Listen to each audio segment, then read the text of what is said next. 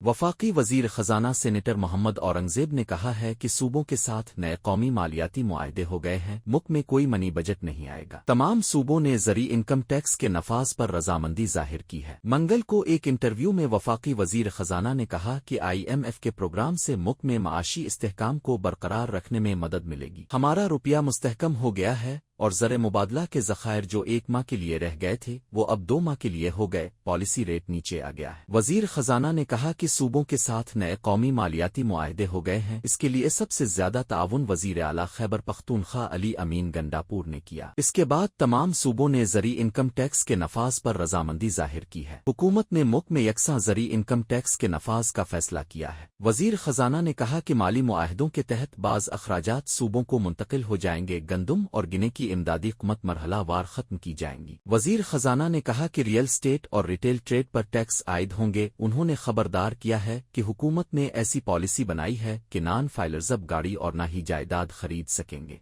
Non filer bank account भी नहीं खुलवा सकेंगे। हमें उम्मीद है कि हमारी माशी इस्लाहात और काउशों के नतीजे में क्रेडिट पॉलिसी रेट मजीद नीचे आएगा। इसके अलावा IMF से $1 अरब के इजाफी क्लाइमेट फंड मिलने का भी इम्कान है। वजीर खजाना ने कहा कि बाज़ अखराजात सूबों को मुंतकिल होंगे। गंदम और गिने की इमदादी कीमतें मरहला वार खत्म की जाएंगी। हुकूमती पॉलिसियों के नतीजे में इंशाअल्लाह पॉलिसी रेट मजीद नीचे आएगा क्योंकि क्रेडिट रेटिंग मुस्तहकम हुई है। शरह सूद भी कम होती जाएगी। तरसीलात ज़र में भी इजाफा हुआ है। उन्होंने कहा कि सूबों के साथ नए कौमी मालियाती मुआहदे हुए तो सूबा खैबर पख्तूनख्वा ने सबसे पहले ताउन किया। तमाम वज़राए आला ने नए कौमी मालियाती मुआहदे पर ताउन किया, लेकिन वजीर आला खैबर पख्तूनख्वा अली अमीन गंडापुर ने सबसे ज्यादा ताउन किया। देखना है कि सूबों में कैसे टैक्स में यकसानियत आ सकती है। तमाम सूबे ज़री इनकम टैक्स का नफाज करेंगे। हुकूमत ने यकसा ज़री इनकम टुकियस के नफाज का फैसला किया है। एग्रीकल्चरल इनकम टैक्स के नफाज का तरीका कार वज़ा किया जा रहा है। उन्होंने कहा कि PSDP के कुछ मंसूबों में सूबे अपने हिस्से का बोझ उठाएंगे। सूबों के साथ नए मालियाती मुआहदे के तहत सूबे बाज़ अखराजात का बोझ भी खुद उठाएंगे। State bank open market operation कर रहा है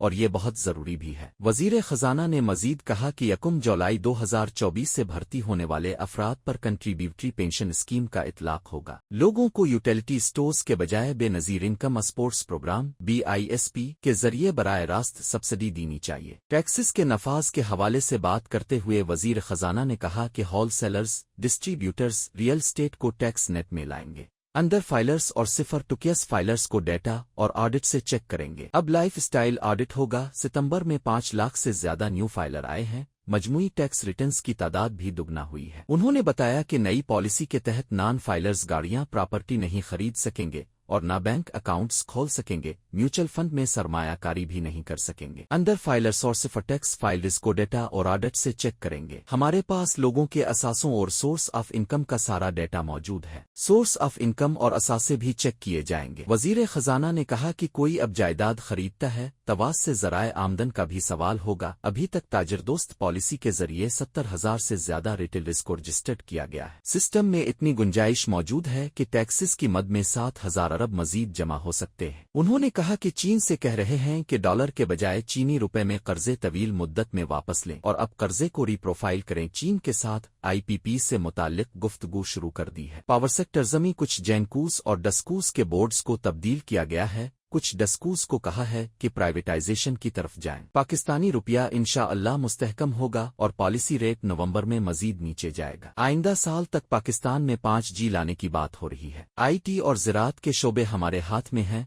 हम उन्हें मजीद बेहतर कर सकते हैं। मैक्रो इकनॉमिक इस्तेहकाम के बाद हम पायदार ग्राते की तरफ जा रहे हैं। एक सवाल के जवाब में वजीर खजाना ने कहा कि हुकूमती अखराजात में कमी ला रहे हैं। मुझ समेत पूरी काबीना तनख्वाह नहीं ले रही है।